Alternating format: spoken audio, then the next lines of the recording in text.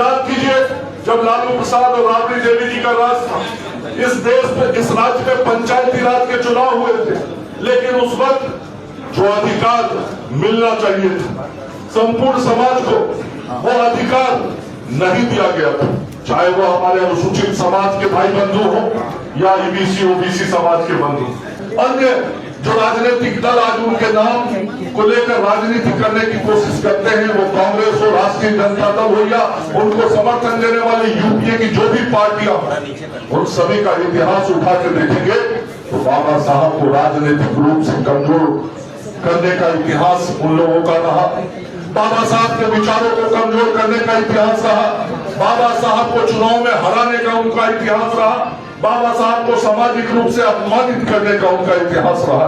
कोई यदि कोशिश करेगा उसमें कोई छेड़छाड़ करने का, तो हम लोगों के रहते भारत के संविधान के साथ कोई छेड़छाड़ नहीं कर सकता है और बाबा साहब अम्बेडकर के संविधान के अनुरूप यह देश चलेगा।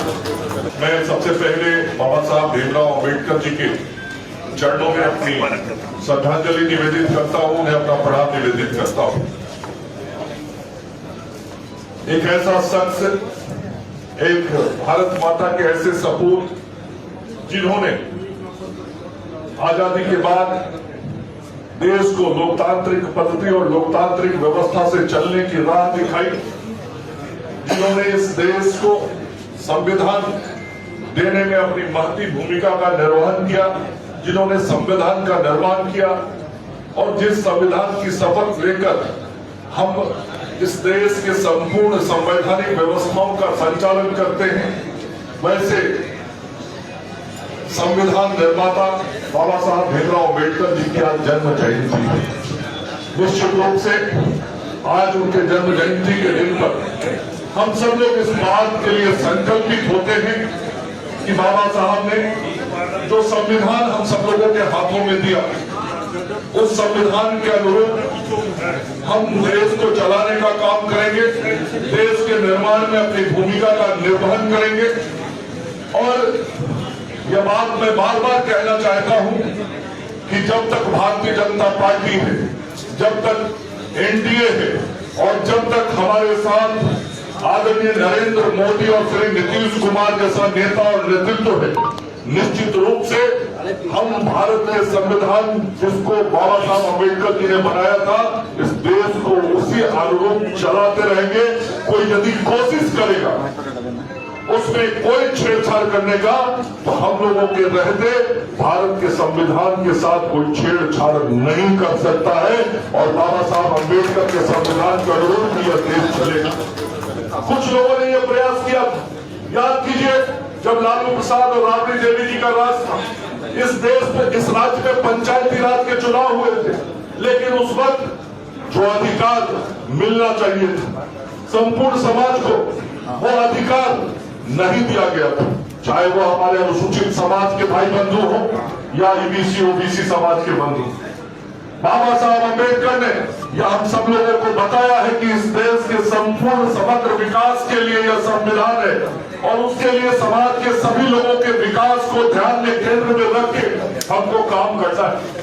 तो समाज के सभी लोगों के विकास को केंद्र में रख के भारतीय जनता पार्टी और एनडीए की सरकारें काम करती हैं और विशेष तौर पे जो हमारे अनुसूचित समाज के भाई बंधु हैं, उनके समग्र विकास के लिए जितनी भी प्रकार की योजनाएं और कार्यक्रम आज भारत की सरकार आदरणीय नरेंद्र मोदी जी के नेतृत्व में जो चल रही है उसके द्वारा, और बिहार में माननीय नीतीश कुमार जी के नेतृत्व में जो बिहार की सरकार चल रही है उसके द्वारा हम उस समाज के समग्र विकास की चिंता कर रहे हैं, चाहे वो आर्थिक हो, सामाजिक हो, राजनीतिक हो, शैक्षणिक हो, हर प्रकार से कैसे इस देश के विकास में अनुसूचित समाज की भागीदारी हो, इसको हम सुनिश्चित कर रहे हैं। साथ ही कैसे सम्मान मिले उस समाज को, उसकी भी चिंता और काम हम हमेशा किए।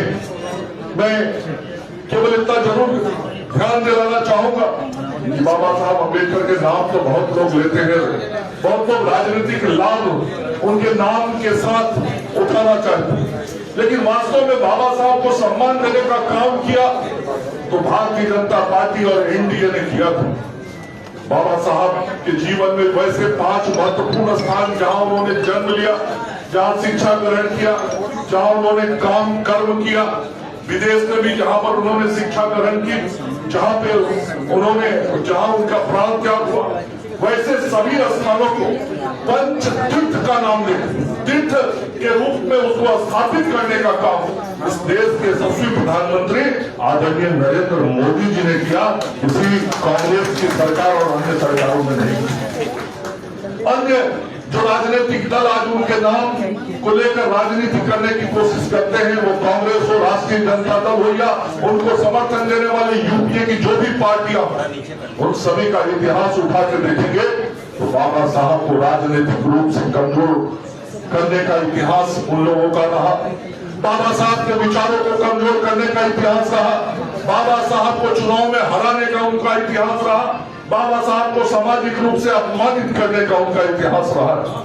और हम सब लोग सदैव बाबा साहब को सम्मान देने का काम करते रहे, इसलिए हम सब कहते हैं पूजनीय बाबा साहब भीमराव अम्बेडकर। वैसे पूज्य आत्मा को हम बहुत विनम्रता के साथ आज अपनी श्रद्धांजलि भी अर्पित करते हैं और इस बात का संकल्प भी हम लेते हैं कि उनके बताए हुए रास्ते पे, उनके बनाए हुए संविधान के अनुसार हम इस देश और राज्य के निर्माण के कार्य में सतत लगे हैं और आगे भी लगे रहेंगे, काम करते रहेंगे और हम इस राज्य और देश को आगे बढ़ाने का काम करेंगे। इतना ही कहता हुआ अपनी वाणी को विराम देता हूँ। जय हिंद, जय भारत। बाबा साहब भीमराव अम्बेडकर अमर रहे। बाबा साहब भीमराव अम्बेडकर अमर रहे।